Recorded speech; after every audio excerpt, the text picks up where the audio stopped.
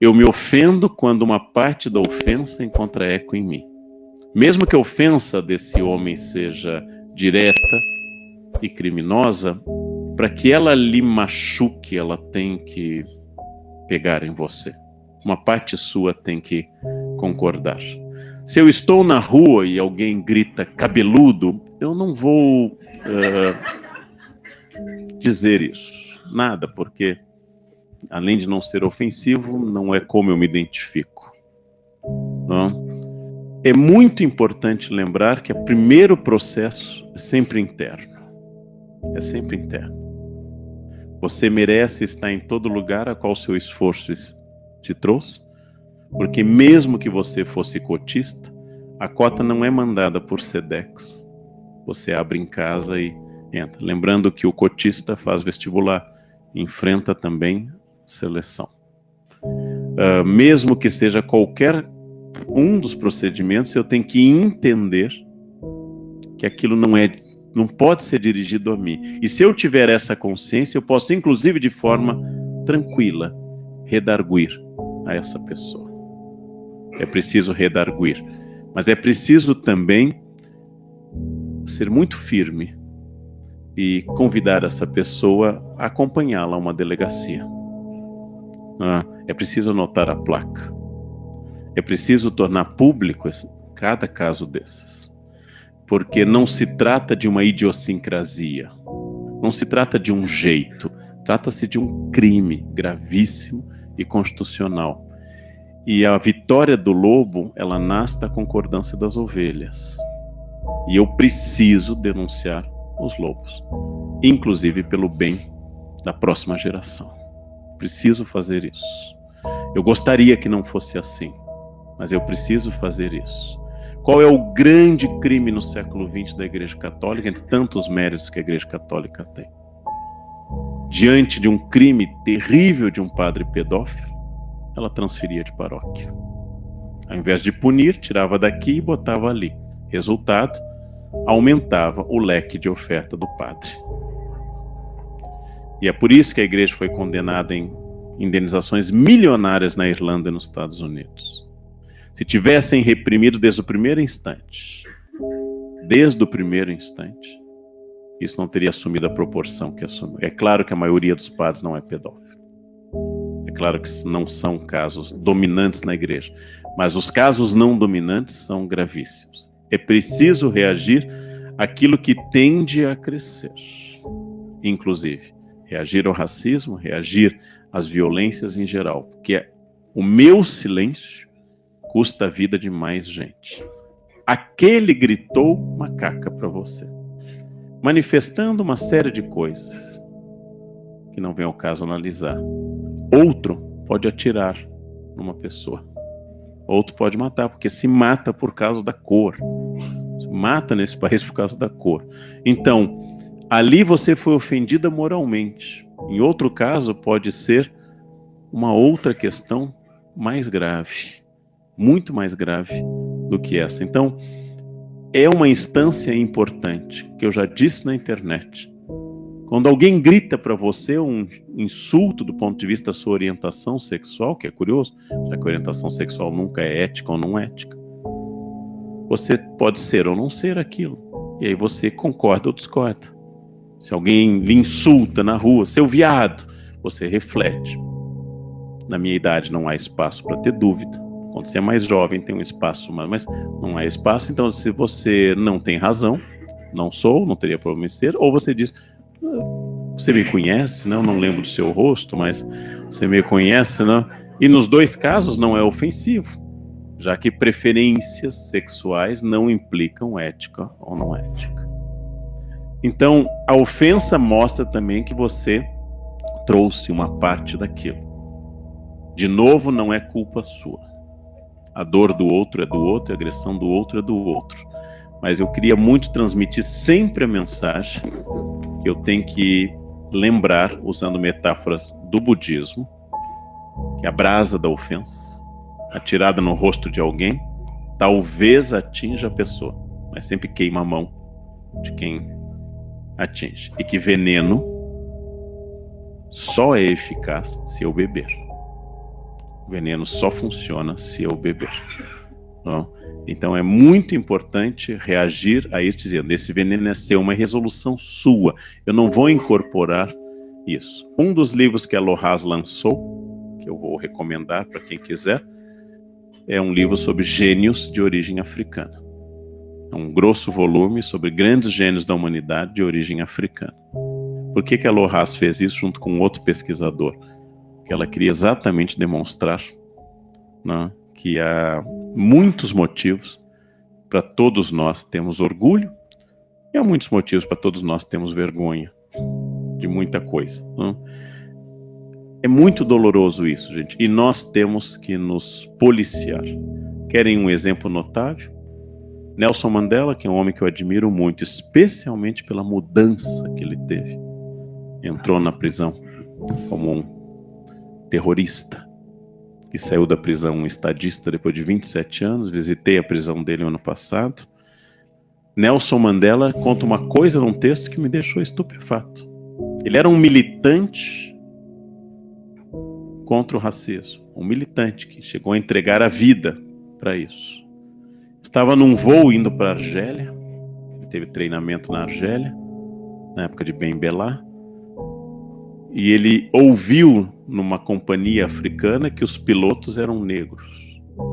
E ele pensou: será que é seguro? Eu não estou falando do homem da franja da Casa Branca. Eu estou falando de Nelson Mandela. O que significa isso? Nelson Mandela estava reconhecendo que dentro dele, um militante, havia uma parte dele que ainda achava piloto negro, talvez, não sei. Então, essa vigilância interna também é importante. Que parte sua concorda ou não concorda com o preconceito? É importante fazer essa psicanálise. Se nos conhecêssemos, nunca nos ofenderíamos, né? Mas como não nos conhecemos, nos ofendemos muito. Eu acredito, citando dois teóricos fundamentais da sua área, que nós superamos o determinismo de Ratzel pelo possibilismo de Lablache em geografia, à medida que nós entendemos que o homem é um ser perfectível e não perfeito, ou seja, passível de transformação, e não feito até o fim, perfectum. Eu só queria fazer um pequeno corolário. Eu nasci salvo, mas nem todos os brancos nasceram salvos. Eu nasci salvo por uma situação que eu sempre identifico: classe média interiorana. Se eu nada tivesse feito, minha família teria me amparado. Se eu nada tivesse feito. Então, essa é uma questão. Mas voltando ao centro da sua questão. Pathos em grego é paixão, e ela deriva, é um conceito muito aristotélico, inclusive, dessa pathos, sentir a paixão junto. Antipathos, afastar a paixão. E essa espécie que também vem ao encontro da palavra compaixão, compatio do latim, sentir junto, dessa capacidade de entender que eu tenho que me colocar no lugar do outro, não exatamente pelo exercício cristão, ou pelas normas do Sermão da Montanha, Mateus 5, 6 e 7, mas porque no exercício de me colocar no lugar do outro, eu defino a mim e melhoro como pessoa. Não apenas do outro como o excluído, mas porque de alguma forma todos nós temos pontos de exclusão. E eu também posso ter um risco, que não é nada do que você perguntou, mas eu estou adensando, de que muitas vezes eu me colocar no lugar do outro seja um exercício paternal de controle. Como faz? Não foi o que você perguntou, mas eu estou, ou não foi o que você afirmou, mas eu estou. Então, a empatia é fundamental. Vou dar um exemplo que me assustou há quase 20 anos. Pesquisa publicada na Folha de São Paulo, de um estudante de psicologia da USP. Curso longo, 5 anos, 10 semestres. No 9º semestre, ele decidiu se vestir com a roupa de faxineiro da USP, que é uma roupa laranja forte. Botou boné e passou a varrer o corredor da escola que ele frequentava há anos. Era um experimento de psicologia comportamental behaviorista. Durante uma semana ele varreu e não foi cumprimentado por nenhum professor. e por nenhum colega. O uniforme é um manto de Harry Potter de invisibilidade. Colocou a roupa, imediatamente, como eu tenho dito, inclusive, no Supremo Tribunal, ética com quem está acima de mim não é ética, é bom senso. Respeitar um juiz não é ética, é bom senso. O cara tem 2,10 metros, 120 quilos de músculos, 3 faixas pretas, ele pisa no meu pé, não tem problema, isso não é ética. Isso é Newton, massa maior, massa menor. Não. A ética é um exercício que eu vou verificar em quem não pode responder à altura. A ética é com a faxineira terceirizada da empresa, com a pessoa da rua. É na fragilidade que eu verifico o exercício da ética como uma abstração empática.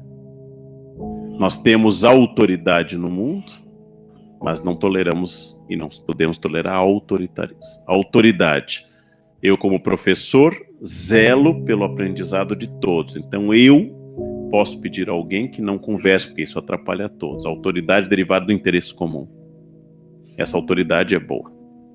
Autoritarismo, não converso porque eu tenho dor de cabeça. Esse é um problema que eu resolvo com o meu médico e não na educação. Autoritarismo é quando eu acho que o sistema me serve. A empatia é um exercício complicado, diário e constante, e, em primeiro lugar, de reconhecer a humanidade de cada um. E ao reconhecer a humanidade de cada um, fazer o exercício de domesticar o monstrinho chamado narciso, orgulho, vaidade, soberba, que é como simbologia o primeiro pecado capital, e é de longe o mais grave. Então, tudo isso tem a ver com um exercício constante de eu observar o observador, como diziam os filósofos morais, ou simplesmente entender que eu faço parte de um processo e eu não sou centro deste processo. Esse é um exercício permanente. Crianças nascem amorais, crianças nascem sem ética, e eu tenho que ensinar lentamente o exercício do outro. Alguns aprendem. Alguns seres humanos aprendem. Platão dá um conselho ótimo, né? Ele diz assim, uma criança chora à noite, verifique o que está ocorrendo e resolva. Se ela chora de novo, verifique novamente. Se ela chora uma terceira vez e não há causa, não atenda, está nascendo um tirano. É interessante essa ideia, né, disso. Aristóteles diz na Ética Nicômaco que todos nós nascemos sem ética e todos temos a capacidade de aprendê-la. Ética é um aprendizado. Então tem que ser ensinado através de um processo que Freud diria ser trauma controlado, não? De entender ao outro que ele tem um limite, que é o limite alheio. Isso é um exercício muito complicado. Ele é muito complicado. Nós estamos sempre fugindo do grupo, estabelecendo um privilégio. É muito curioso vocês imaginarem que quase todo evangelho é uma crítica à família. Por quê? Porque Jesus vê na família um amor particular. E ele prega um amor universal. Lá fora estão tua mãe e teus irmãos. Qualquer um pode ser minha mãe, qualquer um pode ser meu irmão. Bom, o que eu devo fazer para ser perfeito? Abandona teu pai e tua mãe, vem e segue-me. Bom, a igreja defende família, mas Jesus só mete a lenha na família. Porque ele entende na família um amor particular, privado. A mãe ansiosa no Rio de Janeiro pelo filho que não volta. Quando ele volta e ela vê que ele está em segurança, ela abre mão de toda a preocupação social. Não importa que estejam matando 1000 em Engenho Novo, meu filho está em casa. Então a família é um amor particular. E é curioso pensar isso. A empatia é fundamental. E aí uma recomendação final: se eu não tiver empatia, o mal chega até mim também. Se eu não tiver empatia pela situação social de todos, não é só por cristianismo, mas o mal me atinge também. Ética é contagiosa e falta de ética também é contagiosa. Então essa é uma grande questão que nós estamos nesse momento debatendo nacionalmente. Coentro é um gosto culinário Nunca ninguém foi agredido nem por um coentro, né? Ninguém foi excluído de um grupo pelo coentro. Não há nenhuma legislação sobre coentro. Mas o mínimo da civilidade, o mínimo da civilidade é que se eu identifico em mim um problema dessa ordem, eu deveria tratá-lo através de estudo e talvez até outros recursos mais graves. Se eu identifico em mim racismo, se eu identifico em mim homofobia, eu tenho pelo menos que entender que esse é um problema meu. E eu tenho que identificar que eu tenho esse problema e que o problema não é do outro.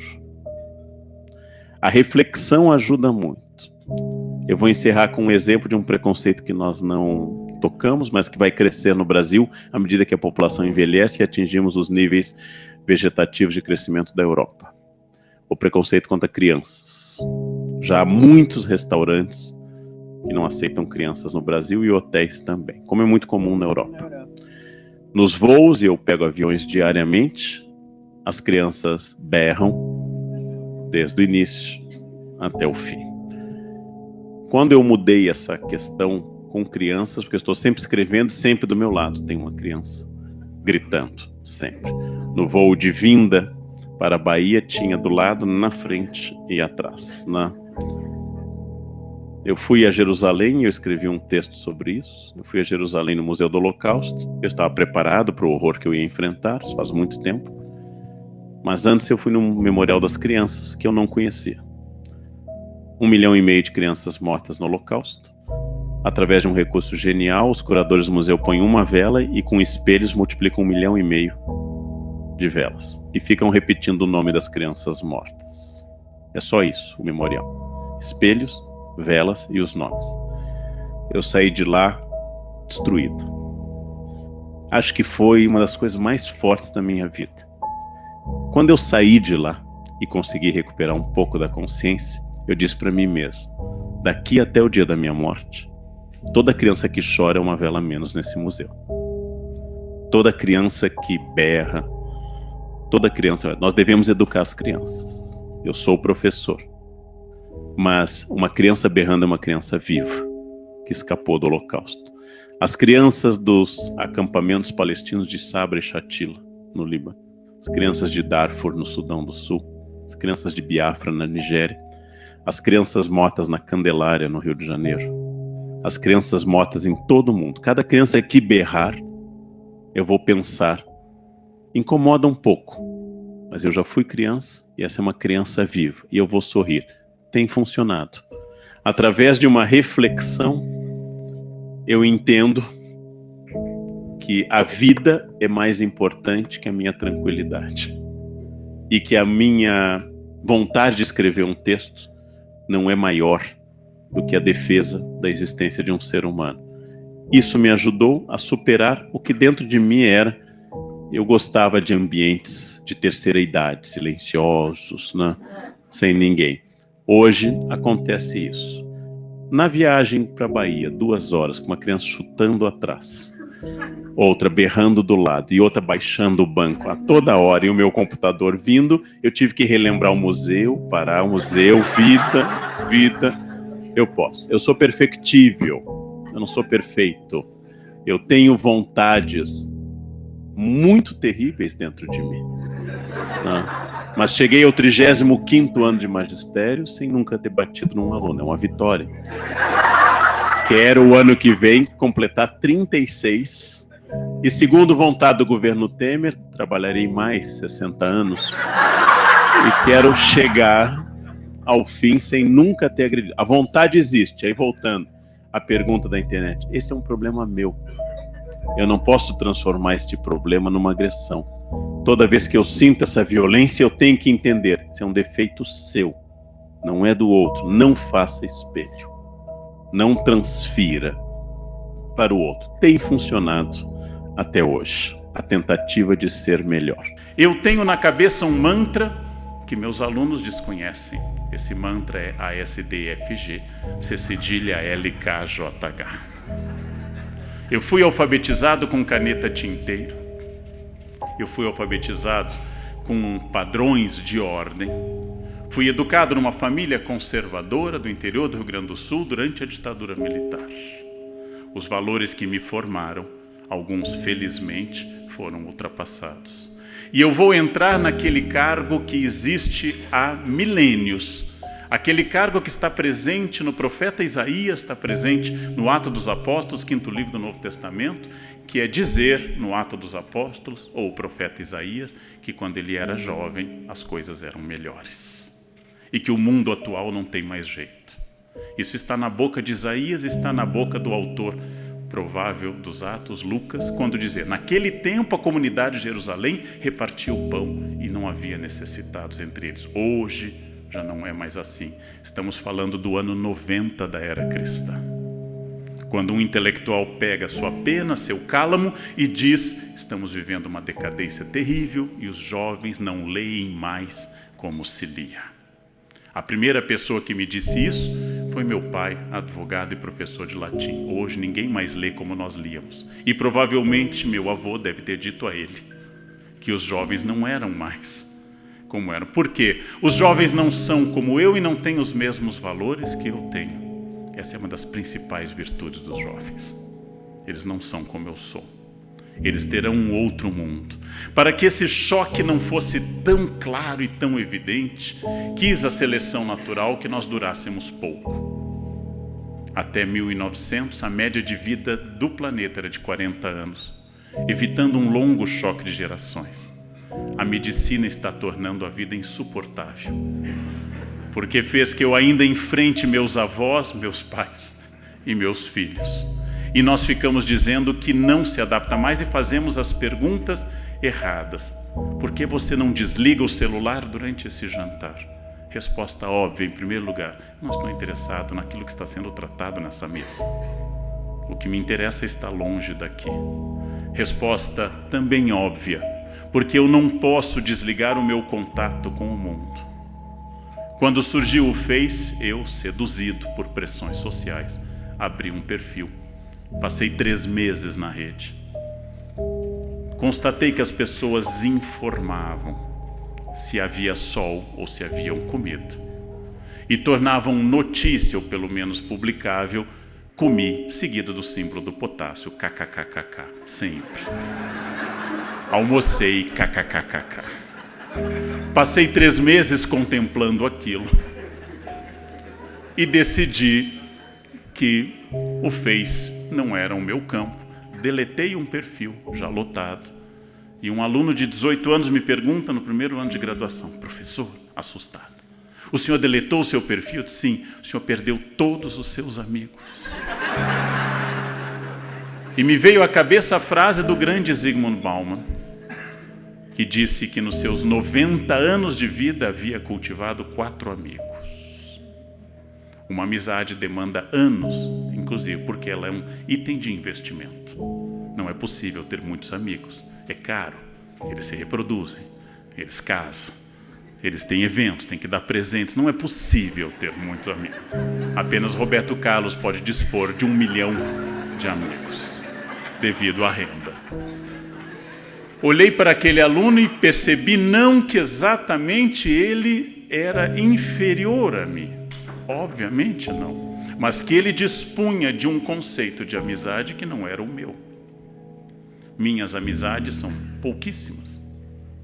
Eu tenho poucos amigos, muitos colegas e milhões de transeuntes, fantasmas que voam pelos fótons das minhas relações pela internet. Ou seja, tínhamos diante de nós um desafio, e esse desafio era entender 2 conceitos de amizade. A tendência é dizer: no meu tempo, amigo era amigo. Bem, essa ideia de que amigo era amigo é uma ideia que está em Montaigne, na sua belíssima definição sobre seu amigo Etienne Laboissy, que, instado a dizer porque ele era amigo de Etienne, já falecido, ele diz: porque ele era ele e porque eu era eu. Bom, há uma noção de amizade, uma noção de amizade filosófica que é transformada pela maneira de eu me comunicar. E quando eu me comunico através da internet, Eu crio e eu sou inimigo daqueles que dizem que os jovens estão menos inteligentes hoje. Eu sou um inimigo figadaal dessa ideia. Dou aula há 34 anos e meus alunos não são menos inteligentes hoje. Eles são diferentes. São menos capazes de uma análise prolongada de um texto da complexidade semântica e léxica do Padre Vieira, mas são capazes de ler várias coisas ao mesmo tempo. São capazes de uma percepção muito rápida. Quando eu entendo isso, eu entendo como o meu texto, especialmente meus textos nos quais tento ser simples, como nas crônicas do Estadão, e recebo a notícia que eu estou escrevendo de forma parnasiana, porque eu usei verbos sofisticados como contradisse. Fulano contradisse cicrano. Eu estou escrevendo para um público que morrerá comigo, provavelmente. Espero que um pouco depois, para que o dinheiro se estenda até o meu fim. Mas, quando eu consigo entender que através de imagens, de WhatsApp, esses jovens estão introduzindo uma outra maneira de pensar, e que isto não é inferior ao meu amado William Shakespeare, de quem sou admirador e tradutor, eu entendo que existem formas de comunicação. Mas nos dias de hoje, no século XVIII, os portugueses da época de Bocage se referiam uns aos outros como vossa mercê. Os portugueses do XIX se referiam como você. Os portugueses do XX introduziram com a internet o termo um pouco semita, porque omite as vogais, VC. Provavelmente nossos netos usarão apenas o som do V, seguido de carinhas multiplicadas. Essas carinhas constituem um código hieroglífico que é inacessível a quem fez curso de datilografia. Eu não consigo adicionar as carinhas corretas que expressem de forma complexa. Funciona como uma espécie de língua do P, que precisa de uma prática muito grande. Então a pergunta que eu faço é que as pessoas não estão mais próximas ou mais distantes. O mundo não era melhor sem a internet. E nem é pior com a internet. As pessoas estão diferentes. Ao fazer essa reposição da pergunta, eu começo a pensar de uma forma original. Sou chamado por empresas que me pedem o seguinte: professor, precisamos incentivar o empreendedorismo na empresa. Empreendedorismo, que é um grande conceito, mas que passou a ser tratado como uma teologia contemporânea, como a teologia da autoajuda e a teologia da prosperidade. Empreendedorismo, que é um conceito fabuloso a ser estudado e debatido, mas a empresa me chama, nossa empresa precisa de empreendedores. A primeira pergunta que eu faço aos que me contratam: se eles forem empreendedores, provavelmente sairão da sua empresa. Empreendedorismo e CLT não costumam andar na mesma via. A primeira medida de um empreendedor é não seguir as regras. Pensem fora da caixinha, eis um mantra que os RHs veneram. Mas se ele pensar fora da caixinha, a primeira caixa é a sua empresa. O professor deu uma palestra sobre criatividade, excelente tema e fácil de ser desenvolvido. Como você contratou seu funcionário? Ele teve uma entrevista. E nessa entrevista ele deveria estar vestido de que forma? É sabido que esse funcionário candidato deveria estar com um terno sóbrio, escuro, uma gravata moderada, sem nenhum adorno, piercing ou tatuagem, e se fosse uma mulher, um taier preto. Uma homenagem ao comum, ao trivial e ao esperado. Você selecionou esse determinado comportamento, o comum, o esperado e o trivial, e agora quer que ele seja criativo. Não há uma contradição entre seu processo seletivo e o produto desejado.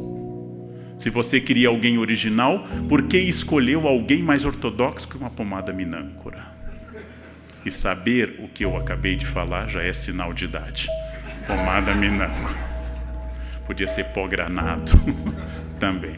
Ou seja, há uma contradição entre o que esperamos e o que fazemos, há uma confusão entre fidelidade à empresa, responsabilidade, pontualidade e empreendedorismo, há uma confusão entre nós que pensamos um mundo que deve ter todas as virtudes do mundo antigo, Por exemplo, aquelas que o chefe do Departamento de Imprensa e Propaganda da ditadura do Estado Novo, Lourival Fontes, colocava nas carteiras de trabalho e que exaltava o trabalhador a ser alguém que ficasse sempre na mesma empresa.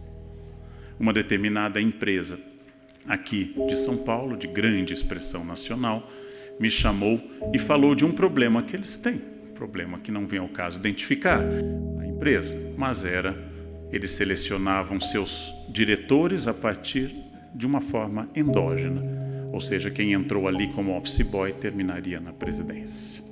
O problema é que as gerações milênio, X e Y, não têm mais um projeto de 30 anos numa empresa. E talvez não possam ter. O que estará vivo e atuante daqui a 30 anos, fora a já citada Rainha Elizabeth II? O que estará atuante daqui a 30 anos? Eu não tenho a menor noção, porque pela primeira vez na história, a aceleração é de tal forma transformadora que os paradigmas não mudam mais de uma geração para outra, mas mudam dentro de uma mesma geração várias vezes. De tal forma que eu não posso prever nada sobre o futuro, apesar de ser essa a tentação de todo jornalista que me entrevista. Professor, como ficará o Oriente Médio na próxima década? Se eu tivesse essa resposta, minha renda seria outra. E a minha posição na geopolítica mundial também seria outra. O futuro pertence aos profetas, aos jogadores de búzios, aos astrólogos, à turma do tarô. O passado pertence ao historiador. E a todos nós que vivemos entre o diálogo do passado, que se esvai, como na metáfora de Agostinho, no capítulo 11 da Cidade de Deus, e de um futuro que nunca chega, nós vivemos num momento em que ninguém sabe o que acontecerá.